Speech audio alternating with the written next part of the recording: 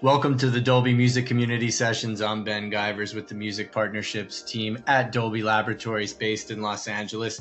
And in this month's session, I am so excited to welcome back my fantastic colleague, Emma Brooks, who oversees our studio enablement program in North America and manages our global studios onboarding processes. Chances are, if you have a Dolby Atmos enabled studio, you know Emma or Emma knows you. She works closely every day with studios, labels, and engineers on Dolby Atmos Music Rooms. So Emma will be sitting down with our special guests, Gavin Haverstick of Haverstick Designs and Josh Estock of Focal North America, to share the latest in studio design and enablement best practices, including some tips for enabling smaller rooms. Gavin and Josh are two fixtures in the industry. I'm sure many of you know them well. Gavin Haverstick and Haverstick Designs is an acoustical engineering and consulting firm that specializes in world-class designs and has done rooms for the likes of Ringo Starr, Coldplay, Berklee College of Music, and Studio DMI, just to name a few.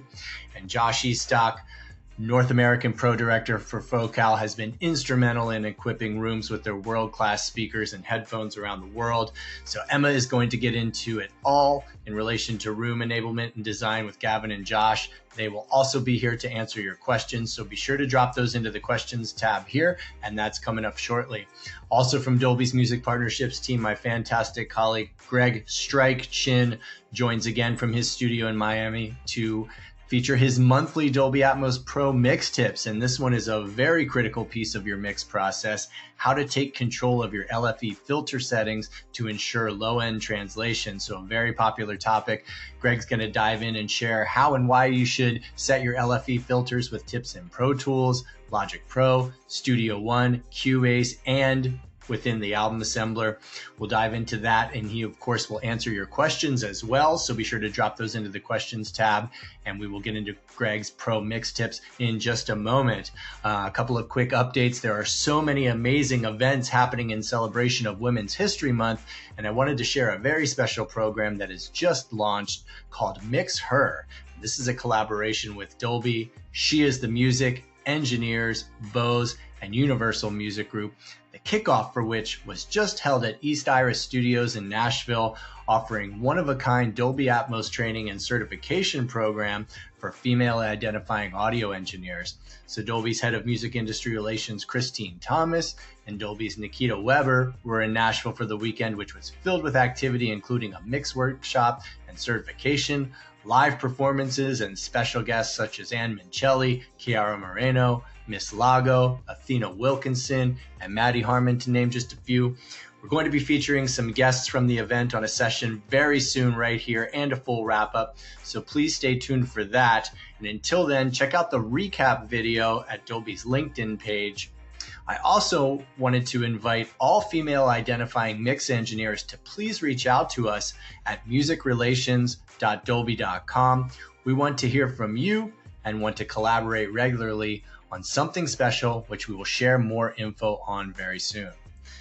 Our Dolby Institute team is always hard at work doing amazing things globally to empower the next generation of creatives, and they've just dropped 2 new videos highlighting some of their latest programs, one being their work with Girls Make Beats, which is an organization empowering the next generation of female music producers, DJs, and audio engineers.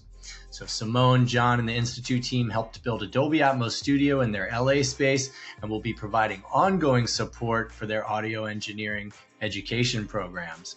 Awesome work there. Can't wait to hear the tracks in Atmos coming out of that studio. And the second video is highlighting Dolby Institute's partnership with the John Lennon Educational Tour Bus and their new Dolby Atmos studio inside the bus. So as we shared on last month's session, they are featuring new music created on the bus in Dolby Atmos, interviews and music creators, including RZA of the Wu-Tang Clan, and highlighting resources and tools available for educators and content creators. Check out both of those videos and more content at Dolby Institute's page, dolby.com/institute, and Dolby's YouTube channel. Dolby Institute's also where you'll find the Dolby Atmos Essentials course, which covers all the topics you need to get started for creating Dolby Atmos music. That's available in 5 languages and is delivered through text, graphics, short videos covering various workflows with specific training for Dolby Atmos renderer tools and a range of DAWs. There are both post-production and Dolby Atmos music-focused exercises along with demo content there, downloadable content. It's all, of course, completely free, so be sure to grab that and check it out at Dolby Institute's page, where there are also deep dive workflow videos taking you from room setup to delivery. Everything within the Dolby Atmos music content creation ecosystem is included there, plus their ongoing Spanish tutorial videos with mix engineer Luis Del Toro. So check that out at dolby.com/institute, and shout out to the entire Dolby Institute team. The Institute page also connects to our professional site, which is where you'll find the free trial downloads for the Dolby Atmos Renderer version 5.2, the Dolby Atmos Album Assembler version 1.3, as well as quick start videos for both of those, and links to the Dolby Atmos Music Knowledge Database, the forums, and FAQs, which are fantastic resources where you can ask questions and interact with Dolby community and support teams. Huge shout out to Bennett, Adam, and the team there for their amazing work. The studio onboarding page is there as well with studio best practices. Emma's going to talk a little bit more about that coming up very shortly, so be sure to check that out. On the topic of rooms, I wanted to also quickly mention a new video from Dolby Europe's David Ziegler, which has just been released, which is an in-depth look into the 7-step process for designing a Dolby Atmos mix room and use of the updated DART version 6 tool. Please also check out our Community Sessions homepage at professional.dolby.com for an archive of all of our previous sessions, including deep dive sessions on studio onboarding and best practices with Emma, renderer and album assembler with Jordan Glasgow. There's sessions with top mix and mastering engineers from around the world. And you can now also find a complete playlist of all of the previous sessions at our YouTube channel. So we'll flash a QR code on the screen here, which will allow you to opt into our creative database. Please do that to make sure that you are in tune with all of the latest updates. So that's tools, resources, links to future sessions, and more. Scroll down to the bottom of that page to opt into the Dolby Creators database. All right, in our last session, we took a deep dive into the integrated Dolby Atmos rendering in Pro Tools 2023.12 with Avid's Chris Windsor and Greg Stryke Chin. And in this month's session, we welcome Gavin Haverstick and Josh Estock for a conversation with Emma Brooks. Right after Greg's Pro Mix tips for managing your LFE settings, be sure to add your questions here in the Questions tab. And with that, we'll hand it over to Greg. All right, as always, a pleasure to welcome Dolby's Greg Stryke Chin from his studio in Miami. Hello, Greg. Hey, Ben, how are you, man? Good to see you, as always. Great, thank you. Good to see you. All right, so LFE, it's perhaps one of the most critical pieces of the mix process to take control of and ultimately ensure translation of low-end information to playback devices. There's some intentional techniques that you'll share here in a few of the DAWs and the album assembler, but can you maybe start by sharing a little bit about, what really is LFE and why it's being used for music and in the Dolby Atmos environment? Absolutely. Thanks, Ben. Great setup. So yeah, LFE, as Ben said, really super important topic. We've had you guys and girls asking us a ton about that. We've been in the field. We've been getting it from so many folks, especially folks who are just starting to get into Dolby Atmos and how do they leverage all of these specific channels, and LFE is the one that always kind of rises to the top. So LFE is basically just an acronym. It means low frequency effect. And if it's something that is kind of started off on the cinema side in terms of surround, and then moving forward with immersive, where all the low end information, which typically, if we think about stereo mixes, that would all the low end stuff would normally kind of have going out to a subwoofer. Same case here, but there's a specific channel dedicated to that. Now in cinema, it's used to really kind of highlight, effects and punches and like really low rumbling and to really give some dramatic effect. In music, same thing applies. The rules are a little bit different because music is, very flowing musical. Music is music. So when it comes to leveraging the LFE, we want to make sure, of course, all of our speakers are full frequency, but we still want to make sure that we have really good, punch and the ability to really enhance the low end. It's because we're dealing with such a much bigger and wider space. The ability to be able to leverage LFE, an LFE channel, really helps when it comes to mixing and creating your music. So I'm actually going to roll through a couple of examples using a few different DAWs. We're going to start here in Pro Tools, and I'll explain a couple of things in particular. So in most DAWs, if you're leveraging Dolby Atmos, you'll notice that the multi-panner will have some sort of LFE feed. So here we are in Pro Tools, and here we have our panner, and you can see here that I actually have an LFE feed, right? So most DAWs that feature some kind of Dolby Atmos integration or workflow will have a very similar thing in their multi-panner. Now, what's great about it is it allows you a really quick feed to your LFE. What's not so great about it is that there's nothing that feed takes into consideration. So, if you happen to be, sending something through the bed and then to be automated to an object, that's not going to be able to happen. Also, all of the frequency information from whatever that piece of information is, that audio is going to be fed to that LFE. Now, LFE is meant for low frequency. So we want to be able to manage that in a way where you're able to really make sure that you're able to control things before anything hits the bed and prevent phasing issues before you hit your LFE. So a couple different ways you can do that. Now, of course, you can leverage these LFE signal feeds if you're sending very, very low frequency information, anything below 120 or so, give or take, you can actually leverage this. But I really do like the idea of leveraging a send and setting that up for success. So I've got, I'm going to go ahead and close this window here for a second. I've got a very simple breakbeat and like a very Reese bass line that I'm using for the example that I created, which is the same one I'm going to use in all the examples. I'll do a quick playback here so you can give it a quick listen.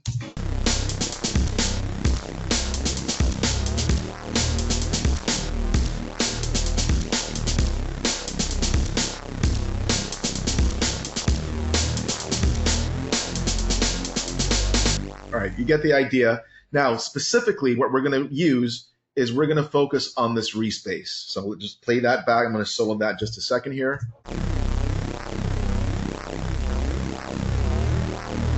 So I'm using that specifically. There's a lot of low-end information, but there's also a lot of stuff in the mids, very, very granular, grainy kind of stuff right there in the mids. We don't want to send that stuff to the LFE. So what I'm going to go ahead and do is set up an LFE bus. Now, to do that, I'm going to leverage an auxiliary track, and I've already got one set up. So it's right here.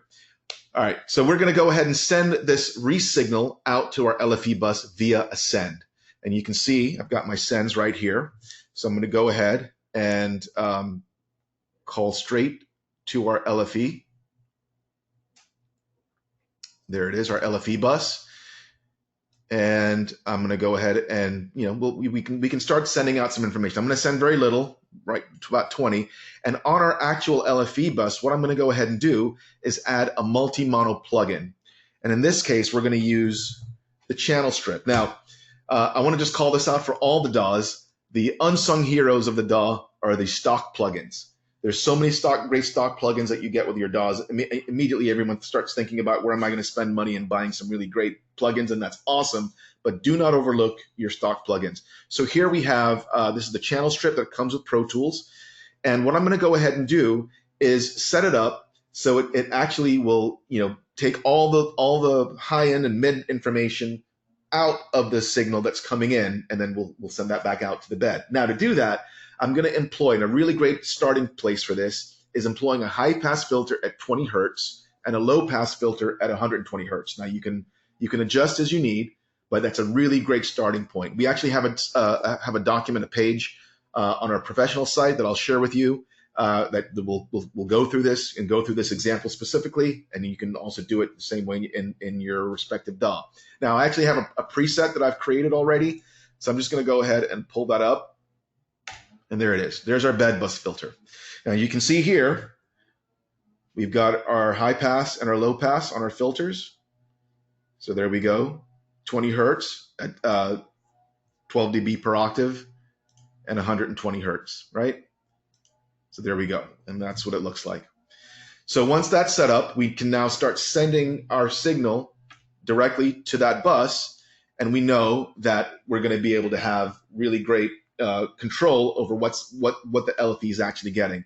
Okay, so what I'm going to go ahead and do is I'm going to commit the LFE bus just so we can give a quick listen to what's going on there. I haven't made any adjustments. This is just a starting point, but just to give you an idea of exactly what happens and what information is coming through specifically from that respace. So let me go ahead and right click, and then we're going to commit this, and we'll do nothing. We'll leave that there. All right, so you can see here, we now have our committed LFE bus, and I've got that soloed. Let's give a quick listen to what that sounds like. Now you'll remember exactly what the Reese sounded like with full frequency and everything. Now that we've got everything kind of filtered using our channel strip, let's give a listen.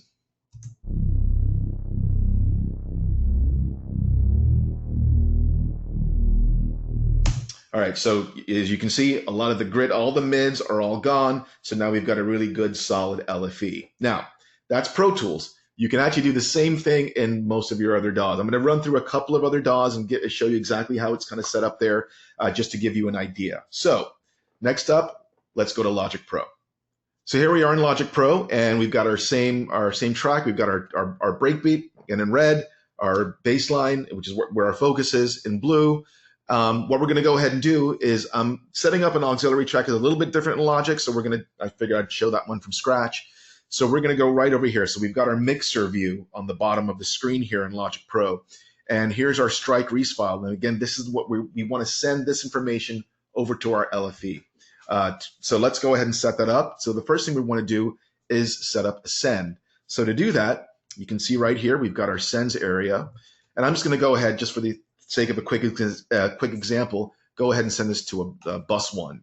Now you can see that it automatically creates an auxiliary track for us. I'll go ahead and rename this. I'll name this LFE bus. And what I'm going to go ahead and do here, you can also see that we now have our send control right here in Logic for that track.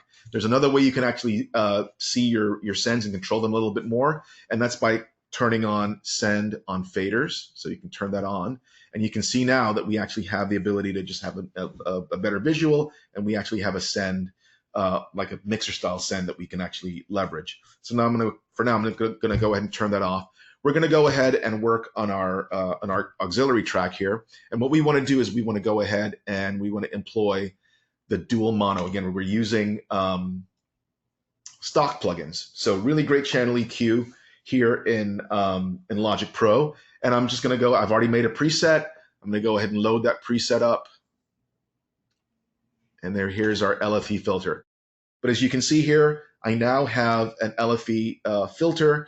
And again, we've got 20 hertz at 12 dB per octave, and then 120 hertz, 12 dB per octave. And you can see we're already starting to send some information there. And I'll just go ahead and play back so you can see. But you can see that the LFE is now accepting that information. Here's a spectral kind of analysis of it, and it's taking out all of that mid information. And now we've got a really good, nice and clean LFE filter. So next up, let's go ahead and take a look at Persona Studio One. Okay, here we are in Persona Studio One, and you can see here again, same tracks, T-time breaks, or Stryke Reese. I already have an LFE bus set up, and I'm actually using the built-in Pro EQ3 in Studio One. Again, I've got a preset for this, and again, you can see exactly the same set off. We're good to go. So you should be kind of seeing a common thread here. Bus or auxiliary track, you're sending it to it, and you're making sure that you're using either a dual filter or an EQ. I like to use EQs for this, EQs that feature a filter, because typically they tend to be a really good utility plugin. Doesn't have, most of these are colorless, which is good. So basically what you put in is what you get out in terms of not coloring the signal too much. But again, you can use your favorite EQ. I know a lot of folks are using Pro Q3 amongst a host of other EQs. So again, you're not limited to the stock plugins, but I thought that would be a really great place to start. So here it is in Studio One. All right, next up, we're going to take a look at Steinberg QBase. All right, here we have Steinberg's QBase, and I'm showing QBase, but what we have here is very similar Nuendo. So if you're a Nuendo user, well, chances are you probably already know how to do this, but same thing applies to both for the most part. So again, same tracks. In red, we've got our breakbeat. In blue, we've got our baseline, which is really the track that we're using to send the information over to the LFE. And I already have an auxiliary set up, same color green. And then you can see here, once I click on the send tab, you can already see that I'm sending some of the information over to that LFE bus that's coming in here. And I'm using the Studio EQ, that's again, stock plugin. And I've got, this time I did a little bit different. I really like this EQ a lot, actually. But there's my 20 hertz and 120 hertz. You can see that I don't specifically have 12 dB per octave cut. Of course, I can do that, but actually just from using the spectrum analysis here, it actually did what I wanted it to do. So I was able to do what I need, without much hesitation. Now, of course, remember that I said that the 20 hertz and the 120 hertz in terms of the filters, these are a starting point. You might, depending on the information you're sending, you might want to adjust as need be. So, of course, in this case, if I wanted to adjust that and come down a little bit more and take out even more of the mid and higher low end information, I can adjust that using the frequency response here, right? Very, very simple. Now, that's kind of showing some of the DAWs, of course, if there are other DAWs, but you get the idea here. And of course, we'll drop that link in the chat for you, so you can actually take a look at the documentation that kind of walks you through it. Again, it uses Pro Tools, but I think I've shown enough here where you can kind of figure out how to do this in your respective DAW. Now, what happens if you don't have a DAW handy and you actually you've got an ADM maybe, and you want to really quickly cut off some low end. Maybe you have a mix that was sent back, but you don't have access to a DAW, and you need to make some changes. Well, if you happen to have access to the album assembler, we've got you covered. So here we are on the album assembler. I've actually got the same, it's just the Reese bass and that breakbeat. I've created an ADM. And what I wanted to show, so in version 1.3 of the album assembler, we actually now have a low pass, an LFE low pass button that you can instantiate or just click and turn on. And all that's going to do is at 120 hertz is the starting point, is cut everything off above that. So 120 hertz and up, the LFE low pass in the album assembler will go ahead and cut that off for you. It makes it really simple, and then you're good to go ahead and re-render. So album assembler is your friend. Don't ever forget it.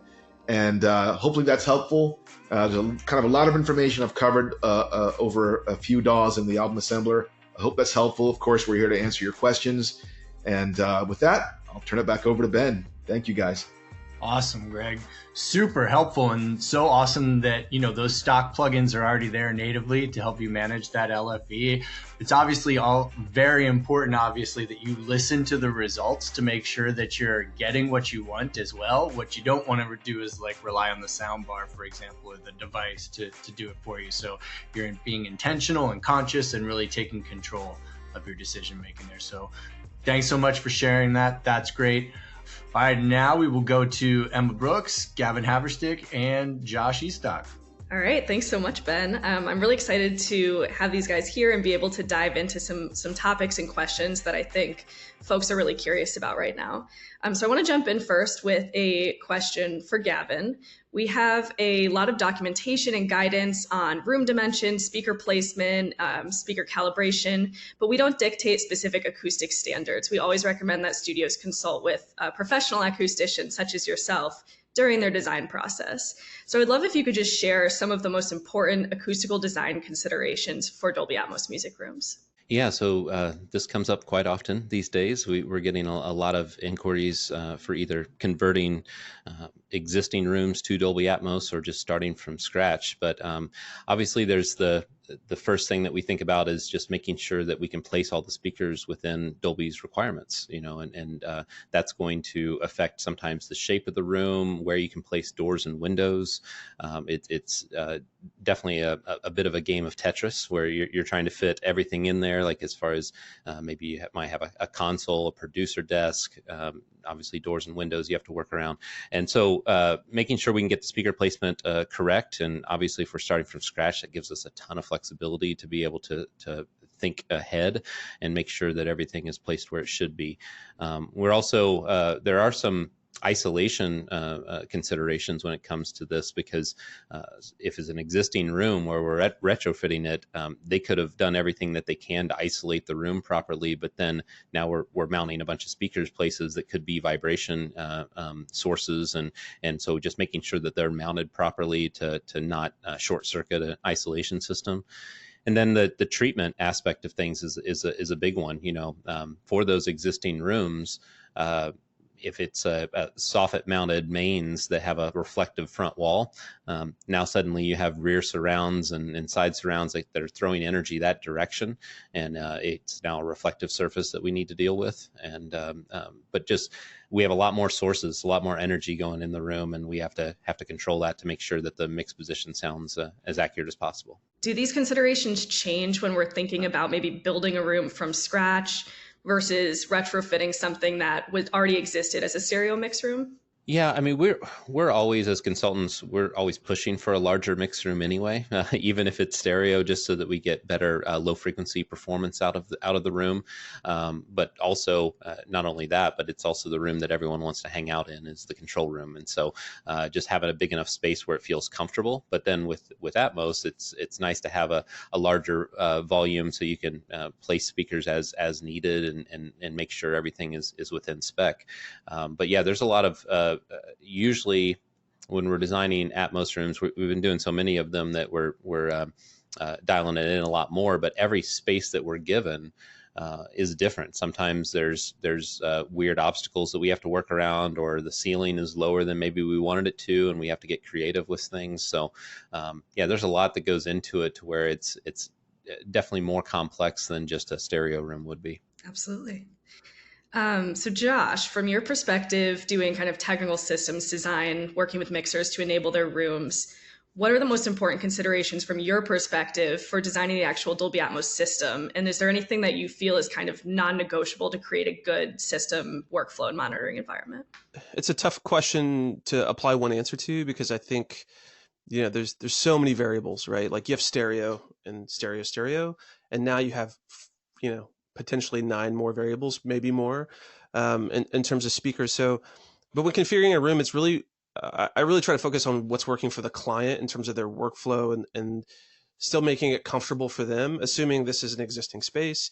Obviously acoustics are the first, the first thing. The things that are furthest away from the computer are the things that dictate things more than anything. So small commercial for Gavin there. But just generally, it's making sure it's going to work within their existing life, but within Dolby's best practices as well. And then it's just ensuring we do small things like maintain, symmetry as much as we can. Ensure that whatever components they're configuring together are going to work seamlessly, not just for the speaker portion of the equation, but also the day-to-day working portion of their equation. So they can come in and work and not think about it and be creative and not, worry about the way the speaker is or the way this placement or that placement or whatever. So, yeah, there's a ton of variables, but I think starting furthest from the computer and you're working way back and keeping in mind just your day-to-day workflows is the most important thing in the grand scheme of things. Absolutely agree. I want to talk for a minute about mix position. So from my perspective, from a speaker placement perspective, defining your mix position early and very accurately is essential because we're determining obviously all speaker positions from that reference point. So Gavin, from an acoustical standpoint, I know you've talked about this a bit on your podcast and your blog. What should creatives consider when determining a good sweet spot or mix position? Yeah, a lot of times there's a bit of a rule of thumb to take the length of the room and multiply it by 0.38. So it'd be the 38% of the length of the room. And a lot of times that's going to give you your best shot at having a smoother frequency response, because you're mostly dealing with the axial modes in the room and cancellation and buildup that occurs because of that. The 38% point minimizes that. Now, it's not a replacement for acoustical treatment and a good design of a room, but it's a good starting point and gives you, like I've been in rooms where I've done testing, every 6 inches along the length of the room, and that 38% point, 90% of the time that ends up being where we end up at the end of the day.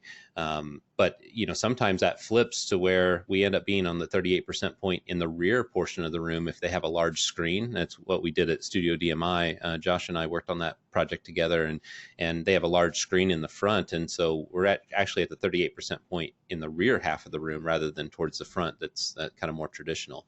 You get that more in like film mix rooms, but sometimes in rooms we're having the main mixer at 38% in the front half of the room, and then the producer desk, if it works out, to have that position be at the 38% point in the back, it gives us kind of best of both worlds. Absolutely. And what do you think about sitting in the dead middle of the room? It's kind of a necessary evil for left to right. You want to sit down the center of the room with respect to the width, but definitely not on the length. If you're in the center left to right, and then in the center front to back as well, hold on to your hat. It's going to be a wild ride when you're trying to mix something. It's going to have a lot of dips and peaks and things that you got to work with that you wouldn't otherwise have to. And I would also just advocate for experimentation, because there's some hard, fast rules that you should start with, but that doesn't mean it's going to work for everyone every time. And so moving your speakers around and experimenting, that doesn't cost anything. It's just your time to be able to do it. So I definitely recommend people doing that. Awesome. So we talk a lot about SPL, the importance of achieving 20 dB of headroom over your calibrated reference level. And this is critical for creating an accurate monitoring environment and ensuring that the speakers have room to breathe when you're monitoring at higher levels.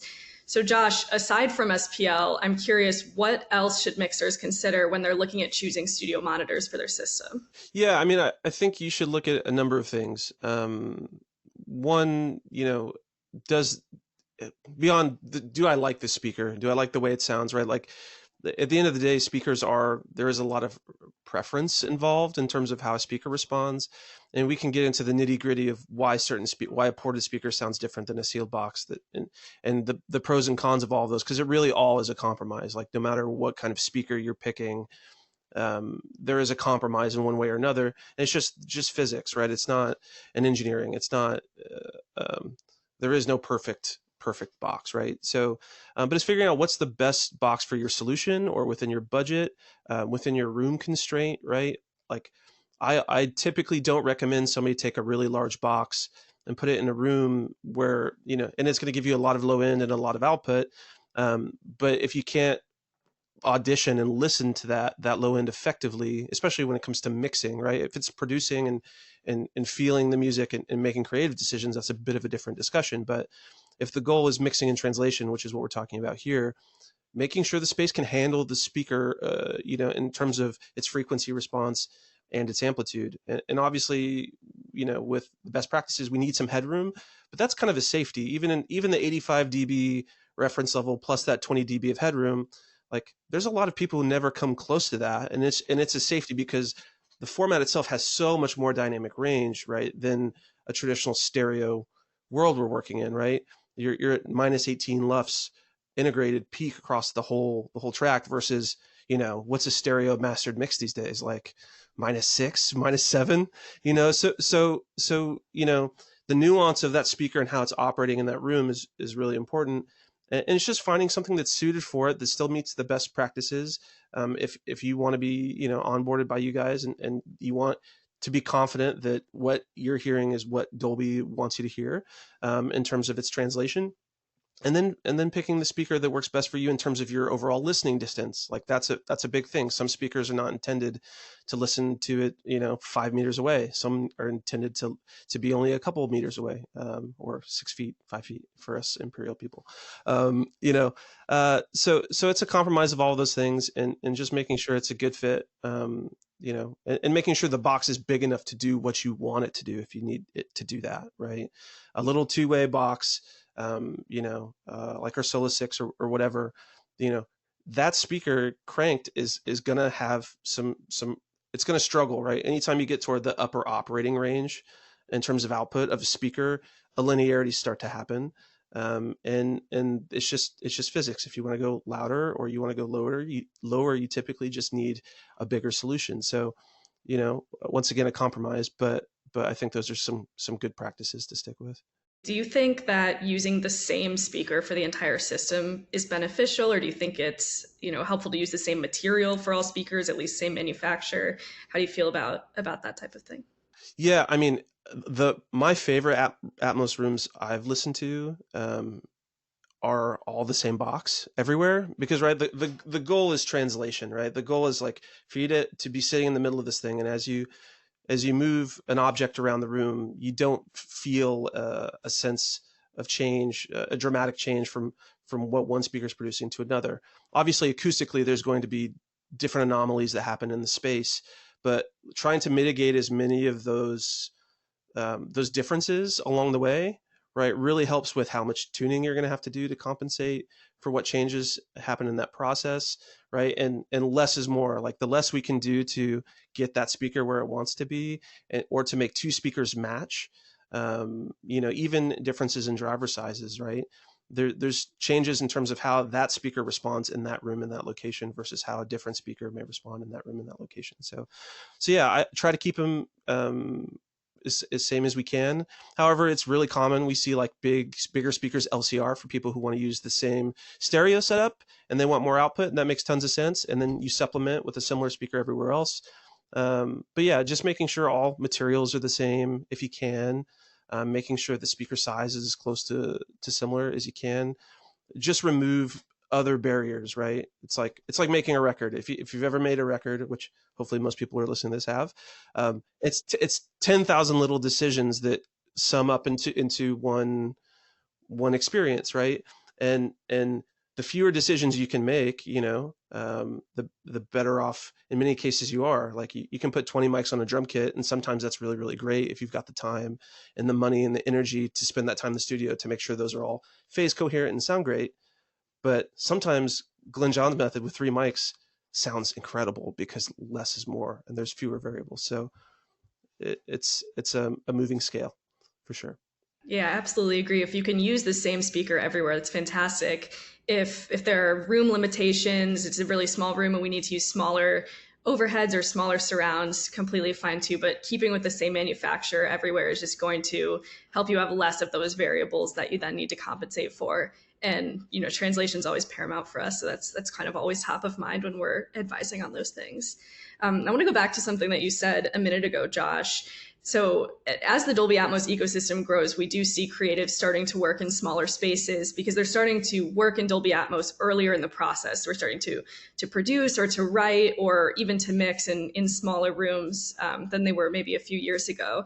So from an acoustic and speaker system perspective, a question for both of you is, what are the most important considerations for small rooms? And then the kind of caveat to that question is, how do I handle bass response in my small room?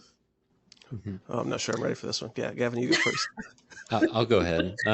Yeah, small rooms it's notorious. We all have kind of experienced it before where you use with what you have, and sometimes that's just a bedroom studio in your house that is smaller than you'd like it to be. But it does cause challenges because, we're dealing with wavelengths that are much larger than the physical dimensions of the room. Like a 40 hertz wavelength is over 28 feet long. And sometimes we are doing this in 10 foot by 12 foot bedrooms, and it's just that wave can never fully open up and develop. And so it makes it hard to reproduce it accurately.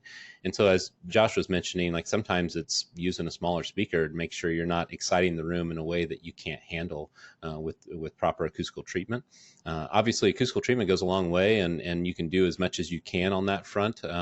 Obviously, there's costs associated with that as well, and sometimes just logistics. Like a lot of times, bedroom studios, you end up almost always having a door right in the corner because that's how house layouts are done, and so that takes one of your 4 vertical corners away that you could do bass trapping, and then also throws some symmetry off because of that. And so there's just things to consider. I would say that.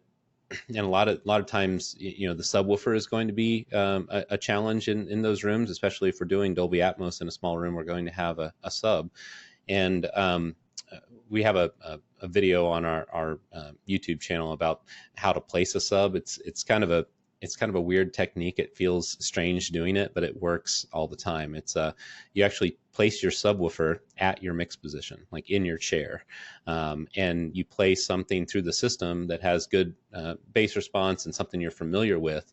And then you literally get down on your hands and knees and crawl around the floor and put your ears in potential spots where the subwoofer could go. It saves your back from having to move the subwoofer a ton. And plus our recall of being able to tell the difference between one sound and the next is like 7 seconds. So by the time you move the sub and then get back to your seat, you've forgotten what it really sounded like before. So it's hard to do a comparison.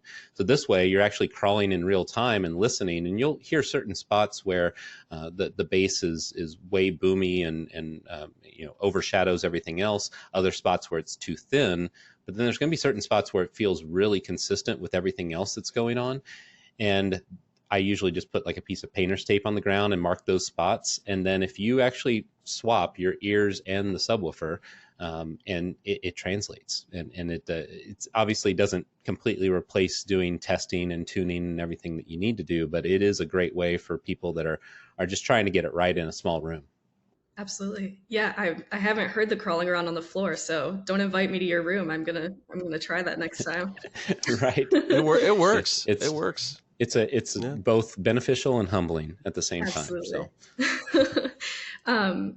So So kind of thinking further about not necessarily only small rooms, but just flexible solutions. When we're looking to fit 11 plus speakers in a room, mounting solutions are one of the first things that come to people's minds. It's one of the first things that we need to consider when we're thinking about, we have to fly speakers overhead now. We've never had to do that before. Maybe if you are in a small space, you're trying to really maximize floor space so that speakers don't accidentally get moved. So do different mounting solutions like stands, soffit mounting, on-wall mounting affect the way the speakers perform? And then do they affect the way that the room ultimately sounds? Yeah, so all those things are viable, and you're totally right, Emma. Like it depends on the space, and especially in a home, a small room, you're kind of limited. To answer the portion of does the mounting solution affect the response of the speaker? It absolutely does. A lot of energy, that speaker is a box of energy. And when we design a speaker, one huge part of designing it, and people don't really think about it, but it's just like it's mitigating resonance as that speaker is a system. So how do you ensure that the cabinet doesn't resonate? How do you ensure that wires aren't bouncing around on the inside of the cabinet? How do you ensure that like all of this additional energy that's created by the signal coming out of the speaker doesn't create a sound of its own?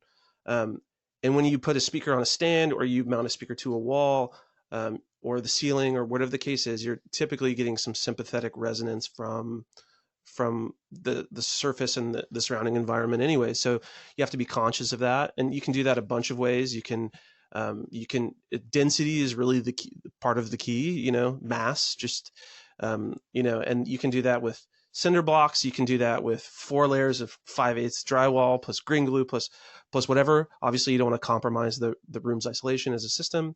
But all of those things are going to have challenges. And there are isolators out there, from a bunch of different companies that do a really good, do a better job of solving that.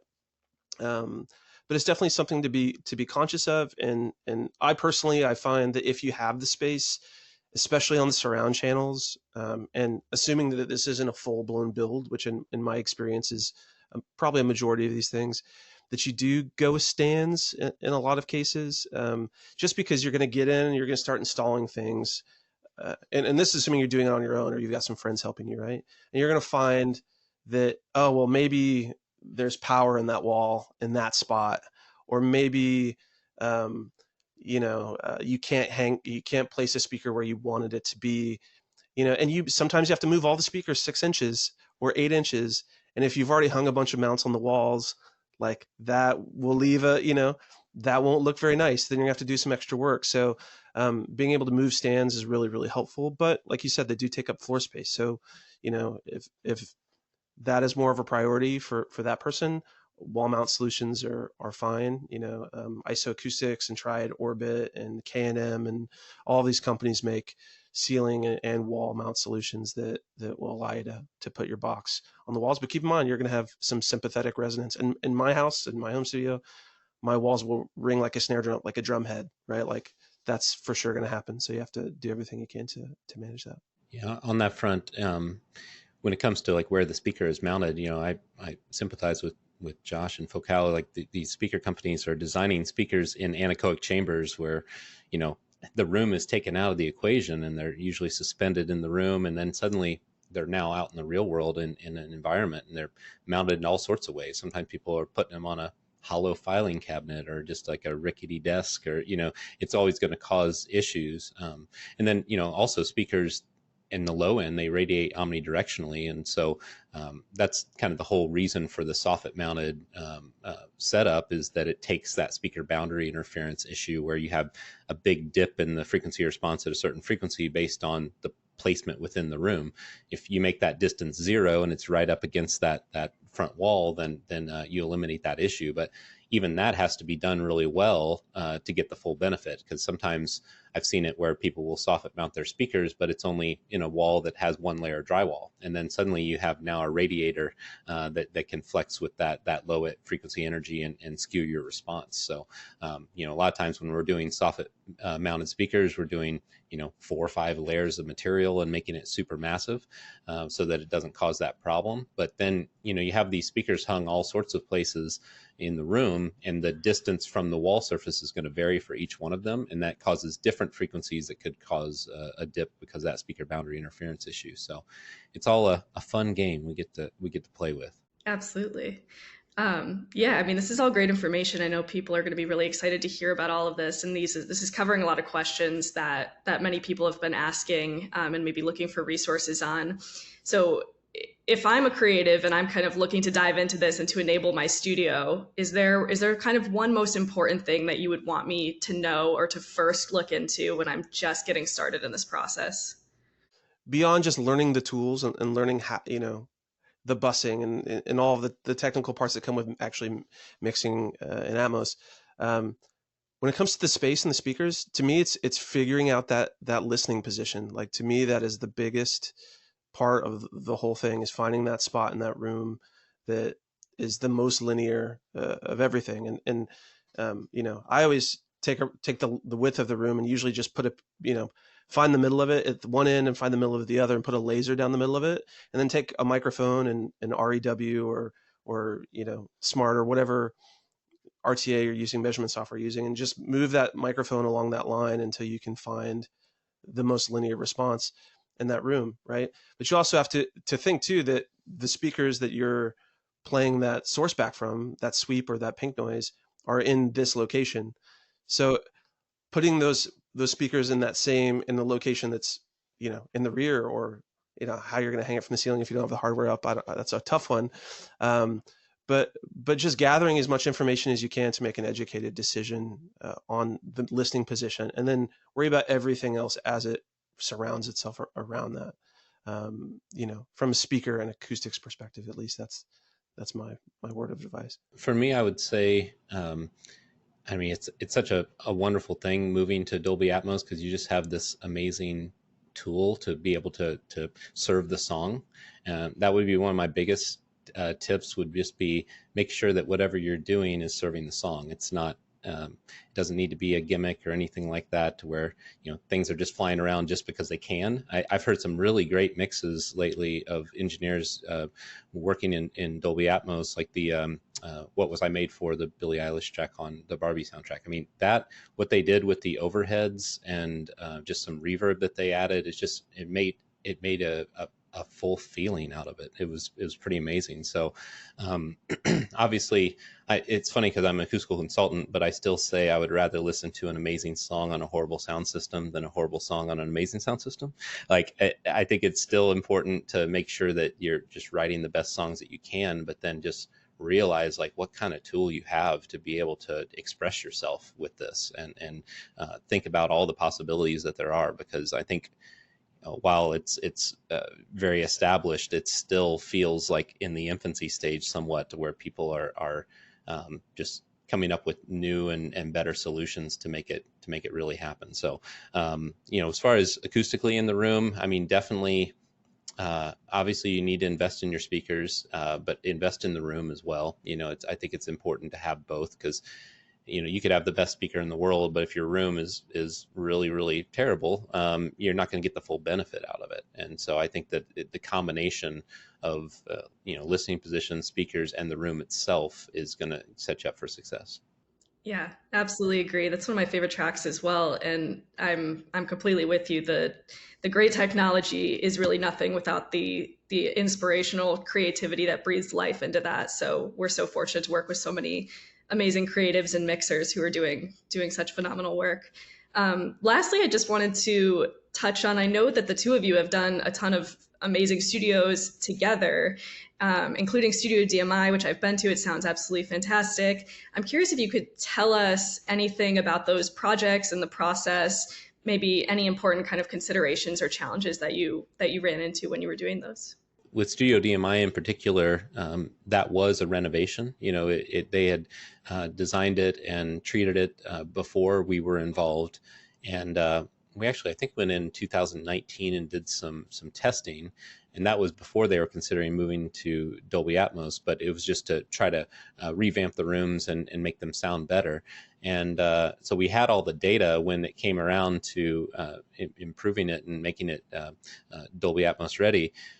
That we didn't have to go back and start from the drawing board. So, and it's great working with Josh on all these projects. I've made a quick list. It was like we've worked together on Crowder's studio, Tyler Joseph from 21 Pilots, Tori Kelly, Studio DMI, Brooklyn Duo, working on Colt Caperon's studio right now as well.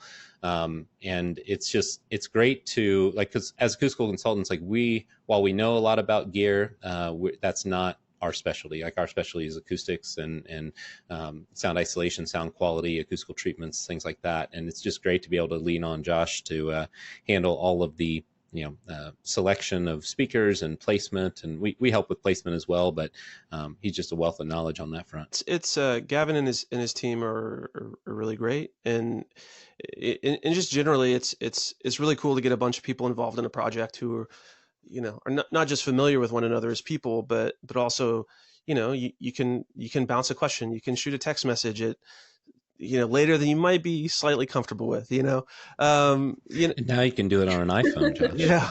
Finally. And Gavin now is in the 21st century, so he can, you can text him on an iPhone without all those different colored bubbles. But that's a big part of it. But it's just, there are a lot of people out there, and there are a lot of really good folks. Not myself and not Gavin. There's a lot of super talented people out there, and it's just getting good people together. I mean, I think it's simple because it is a complex thing. Even for somebody who's been doing audio their entire life, Dolby Atmos, especially installing it and getting things to where we feel they should be, it's a complex thing, and it's getting easier. Don't get me wrong; it's getting much easier, and it's becoming more approachable, and it's becoming more consumable, I'd say, which is a great thing. But it's still a bit daunting. So having somebody in your corner who can kind of help with, who's addressed those topics a dozen times in the past or 50 times in the past or whatever it may be, will save a ton of time. And time is really the thing. It's like, how much time do you have? Because, I've been telling myself, like, I'm going to put an Atmos rig in my little home office here for like, a year. And I've, been mixing stuff elsewhere because I haven't had it. And it's just time. I always tell people that building a studio is already stressful and it's costly and all these things. So you might as well have fun doing it. So like to echo Josh's statement, it's like the people involved, like most of our clients become personal friends of mine that I talk to regularly because we had a good time doing it. And obviously there's things that come up that do get stressful and we have to figure things out. But at the end of the day, all of this should be fun. And so we try to work with people that make it fun. Absolutely. Amazing answers. Thank you both so much for taking the time to do this. It's always so wonderful to work with both of you who are, amazingly deeply technical and also have such a breadth of knowledge. We're just really grateful to have you as partners, and I look forward to getting into some more questions during the Q&A. All right. Thank you so much to Josh and Gavin for coming on and talking about these topics. I know these are things that folks have had a lot of questions on. We get a lot of forum questions on these. So I just wanted to take a moment to highlight some of our new and improved room design resources. So many of you know that we released a new version of the Dolby Atmos room design tool, DART version 6, which represents a reimagination of the tool. It's built to be much more intuitive to use with features like different user modes for different content industries, built-in help guides, simplified concepts for room dimensions, improved design feedback, and a very helpful new design printout tab. We're also excited to share a simplified guide for designing Dolby Atmos mix rooms, which focuses on speaker placement. This document focuses on 914, 714, and 514 applications across multiple use cases, including Dolby Atmos for music, gaming, and non-theatrical post-production. And then, of course, we always have our Dolby Atmos Music and Post forum on professional.dolby.com, where folks can go ahead and submit questions that will then be answered by our global engineering team. With that, let's head into our live Q&A.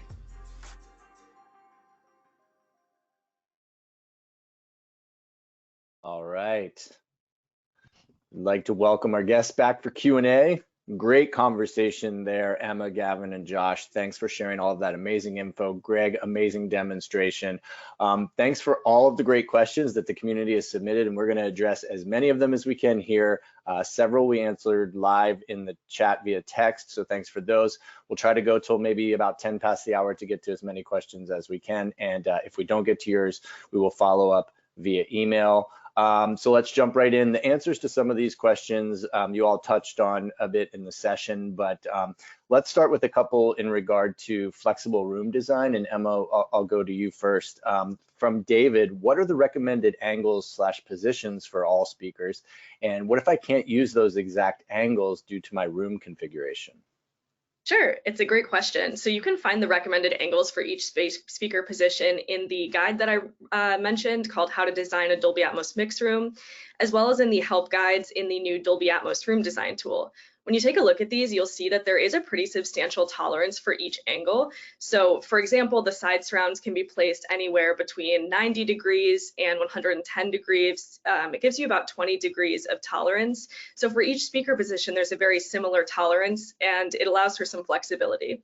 If things need to be placed slightly outside of those tolerances, that can work as well, but we definitely recommend trying to adhere to them as much as possible to create the best accurate monitoring environment. Okay, great, thank you. Going to combine a couple of here. Our friend Athena asks, what recommendations do you have for someone trying to emulate the best at-home setup with limited resources? Hopefully this answers Deepak's question and Young Shu Chin's question, but if not, please follow up with us. Emma, if you want to take that one, please. Yeah, absolutely. So honestly, the answer to this is do what you can. Go through the documentation, spend time in Dolby Atmos rooms that you like and that have elements to them that you want to emulate. Decide what's really important to you in the very beginning. The great thing is that there's always room to make changes. There's always room to invest a little bit more in acoustic treatment, invest in different speakers. So whatever your budget allows you to do at first doesn't have to be how the room ends up being permanently. So there's definitely room within the best practices and within these help guides to make there's tolerances and room to make some concessions if needed. But deciding what's most important to you is really the best recommendation that I could give. And using things like the Dolby Atmos Room Design tool is going to be crucial because you're going to be able to still create a really nice, accurate monitoring environment that translates well, even if you have some limitations in terms of budget and space. Perfect, thank you. Okay, Greg, over to you. A question about deliverables from Bruno. What is the minimum number of channels for Atmos deliverables? Thanks, Ben. Thanks, Bruno. So yeah, in terms of a speaker setup, 7.1.4 is going to be your minimum setup for a Dolby Atmos room. Of course, that doesn't mean that you can't start on headphones. Of course, we want folks to be able to start working and kind of get a feel for things. So if you're working in headphones, perfectly fine. You use your favorite set of cans.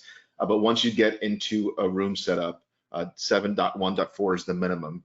We certainly see a lot of 916 systems. And again, just to kind of give you a very quick overview of those numbers, the first number are going to be your monitors that are air level. So your left, center, right, that's your first three. Your rears, your left and right rear, that's your 4 and 5, and then your side, your left side and right side. So that's going to be your 7. The dot 1 in this case is going to be for your subwoofer, and then the dot 4, the last number, so in this case 714. The 4 is your 4 height channels. Okay, great, thank you. A couple of questions about reflection and rooms. We'll do combo. Josh and Gavin, you can take these two from Anoop and John. First, should my mix room be live or completely dead? And 2, from John, what should I do to kill the smallest reflections? Yeah, I'll answer that. So thanks for the question. When it comes to a mix room, you don't want it to be super lively, and you also don't want it to be overly dead. It's somewhere in between, and a little bit of that is subjective, is what somebody enjoys. But also part of that is if you make the mix room completely dead, overly dead, we're not usually used to being in those environments. And what can actually happen is if it's overly dry, then you kind of want to add a lot more reverb into your mixes than you would normally, because you're trying to make the room sound more natural to you.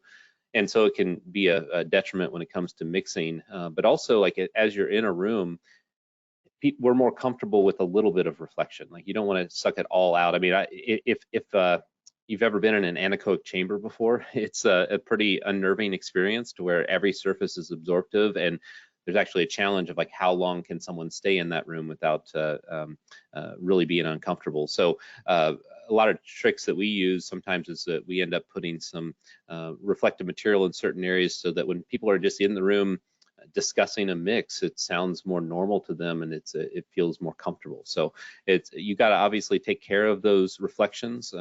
They come from all different surfaces, walls, ceilings, floors, even desks and rack gear and things like that. But at the same time, you just don't want to overdo it because you can cause other problems. Cool. Back to you, Emma, for a ceiling height question from Mark, and hopefully this answers the question from John that we got in the chat as well. Emma, any tips for dealing with low ceiling height? Yeah, great question. It's a common one, particularly for those who are retrofitting maybe an existing room that's in their house or even in a studio. So we do recommend that the distance from the floor to the acoustic center of the overhead speakers be at least 8 feet, or about 2.4 meters. That's just to maintain ideal dispersion and ideal separation as well from the horizontal standard plane speakers. That said, a little bit lower than that is definitely okay. We do recommend that if your ceiling height, as mentioned here, is around 2.65 meters, that you're using pretty low form factor speakers. So whether this is something that can be mounted in ceiling or it's just a speaker that's not super deep, we would recommend doing that because then you're able to achieve pretty much that best practice of about 2.4 meters from the floor to the overhead speakers. Whereas if you're using a very deep 11 to 12 inch deep speaker cabinet, then you're going to end up a bit below that best practice. So all of the best practices are really focused on maintaining translation in an accurate monitoring environment in your studio. So that's where those recommendations come from. But as always, if you need to make little adjustments, it's definitely okay. Great, thank you. All right, Gavin, lifestyle question for you here from Gemma. What is a day in the life of an acoustic designer?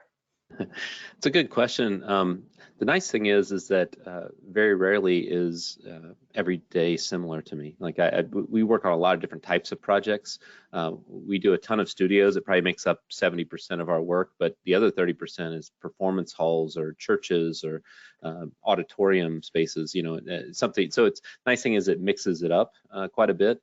But it's a combination of, we're doing acoustical modeling and simulations. We do 3D renderings to show people visually what their space is going to look like, because like our mission statement is we create rooms that inspire, because like we could create the most accurate sounding room in the world, but if you don't want to be, you don't feel creative in that space, or you're uncomfortable or it's stale, then we've kind of missed the mark in what we do. So there's a big visual element to things as well. I'm on a lot of video calls because we have clients all over the world, so we have to schedule check-in calls and discuss different details throughout the design process. But so it's a little bit of everything. We also have a podcast and a YouTube channel, so we're filming those quite often as well, just trying to get good information out to everybody. But that's the one thing I really like about it, is that it's never the same. Sounds like a pretty good day in the life. Well done. All right. Greg, over to you for a couple of LFE questions. Mark asks, do you really need to use LFE on every mix? And then let's follow that up with how LFE translates to Apple Music, for example, and best practices for translation. Yeah, great questions from the group there. So in terms of LFE and using it in every mix, there's so much dynamic range happening that we're able to capture so much now in higher resolution. Using LFE, even if you're thinking about something as simple as let's say a folk song that features an acoustic guitar and a voice, there's still a good bit of low end information, certainly from the lower strings like the low E and stuff, that gets captured. Not to say that you're going to push that all the way into the LFE, all of it, but certainly some amount of that can really help to kind of glue things together. So one of the considerations around LFE is I think of LFE not just about being low end, but being the low end that also helps help glue things together immersively. So short answer is, certainly I think it should be considered. Now, most music, yeah, there's a lot of low end information that's there. So you really do want to leverage the LFE, and I do also realize that I say leverage way too much. But also make sure that if you're mixing for a label, for another artist, certainly it's going to go out to a label, for a label. Make sure you're checking their guidelines and processes requirements rather as well, because a lot of times they'll state specifically what they're looking for in terms of the Dolby Atmos mix. So I hope that helps. Oh, I'm sorry. For the Apple Music piece, yes, whole thing, LFE translates beautifully to Apple Music. I mean, that's the whole thing in terms of translation, right, across Dolby Atmos. So even though with Dolby Atmos, they have, kind of their specialized spatial mix, which incorporates, Dolby Atmos is definitely certainly a really big piece of the way Dolby Atmos is laid out is to ensure that translation is there across the board. That includes Apple Music. Yep. And as you demonstrated so well at the beginning, take control of those LFE settings and be intentional about your decision making there, because it's a big piece. Over to Emma and Gavin, and Josh can chime in on this one too. From Sebastian, how do you address symmetry from front to back? How do you manage bass control as well with sources coming from everywhere? And hopefully this addresses some of the bass management questions that were put into the chat as well. Yeah, from my perspective on the acoustics, it is tough because we want symmetry in these mix rooms, and we want to make sure that we're getting kind of equal energy coming from typically in a stereo environment from both channels. But now we have multiple channels coming from all different directions, and we have to deal with that. And some things that you don't have to deal with in stereo environments, like for instance, let's say having a large pane of glass right between your left and right speaker. That suddenly becomes a challenge in a Dolby Atmos room, because you've got a center channel that might block your view, but then you got rear channels that are firing at that glass and reflecting back at you. So there's things that we have to consider with potentially, sometimes we'll do automated curtain systems that allow you to close that window when you're not tracking and when you're mixing, and or angling the glass in a certain way that would throw reflections to the ceiling that then they could be managed by acoustical treatment.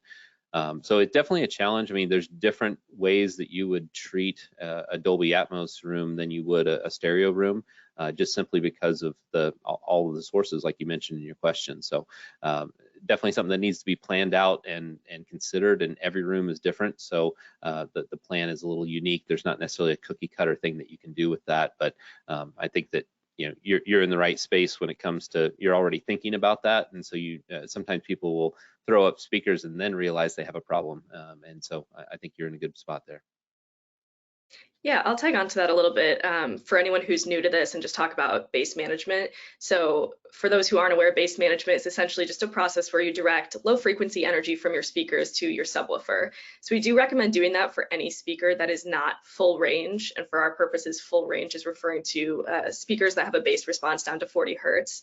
So I know many studios, for example, are using smaller overhead speakers. This might be because the ceiling is low or it's in the budget, things like that.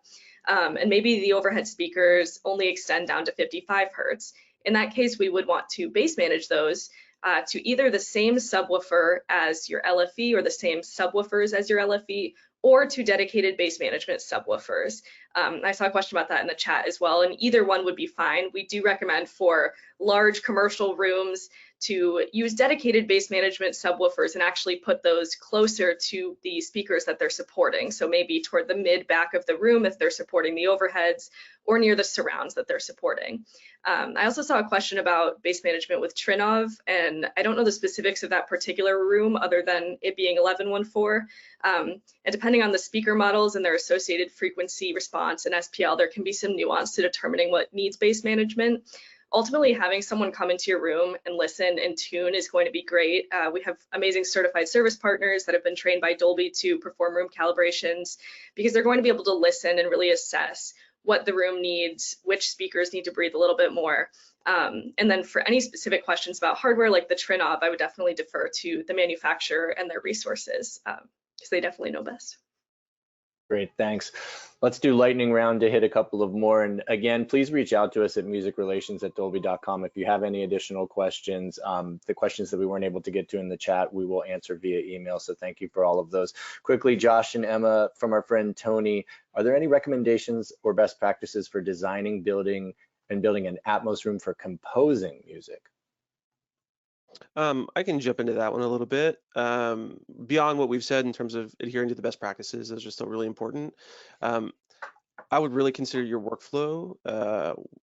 If you're tying multiple DAWs together, or if you've got, you're using controller-based solutions or VIs or whatever, keep in mind latency. Latency can be a challenge just with a large system, high channel counts, stuff like that.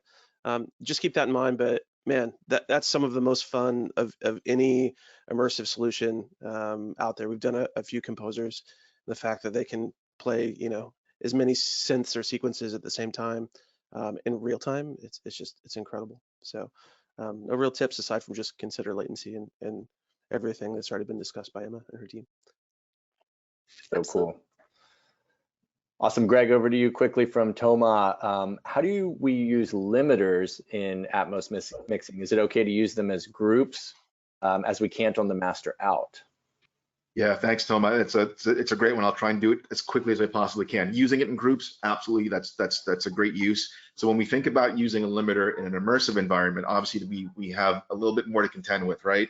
So obviously you can't leverage that on the, I've said leverage again. You can't use it on the master out. But certainly groups is a great way to think about it. What you definitely want to consider is when you're using a limiter is just making sure that you're checking back what's happening in terms of what's being limited in that group. And if those objects happen to be in the heights specifically or the rears, and if there's any movement there, what is happening between the relation between those objects and how it's being limited, if that limiting is happening in the bus. So it's just kind of I don't want to say trial and error. It's certainly a lot of creative intent that's happening, but just make sure you're checking what's going on. So typically, a very quick workflow for me is I'll do a group limit specifically for drums and percussion, like all the big stuff that's going to be really kind of live in the LCR, and I'll do some limiting there as a group. And then if I have something like, let's say, a synthesizer or arpeggio that maybe has some automation that's kind of floating around, depending on what's really happening, I'll remove that from that group. It's not going to be a member of that group, so I don't really have to worry about having it be grounded there in the in the limit group and then have it floating. So again, it kind of comes down to creative intent and certainly some, I will say trial and error there. So just make sure you're listening back to what you're doing with the limiters, but using a group is a great way to kind of manage that. Great, thank you. I'm going to skip down to one for you, Gavin, and this will be the last one for today. The question from Colin is about cloud design. What are the benefits with using a sloped cloud design, starting from the speakers sloping up to the back? Yeah, when it comes to the ceiling cloud design, a lot of it revolves around what is needed out of it.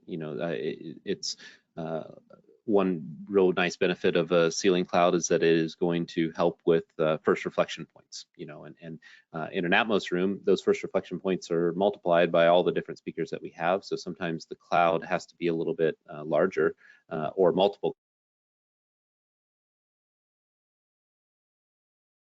Oh, did we lose Gavin? Awesome. We may have lost him in order to hit all of those spots. Also in an Atmos room, we have to work around, sometimes we actually put them within the cloud itself and have the speakers mounted flush with the cloud.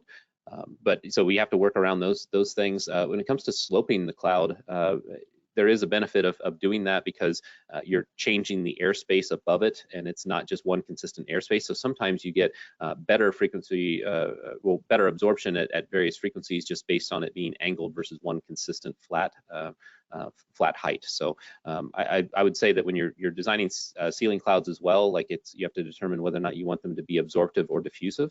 A lot of times they're absorptive around the mix position, but other areas you might want some diffusion in order to scatter the sound and to make the room sound a little bit more lively or widen the sweet spot for people that are in the rear of the room.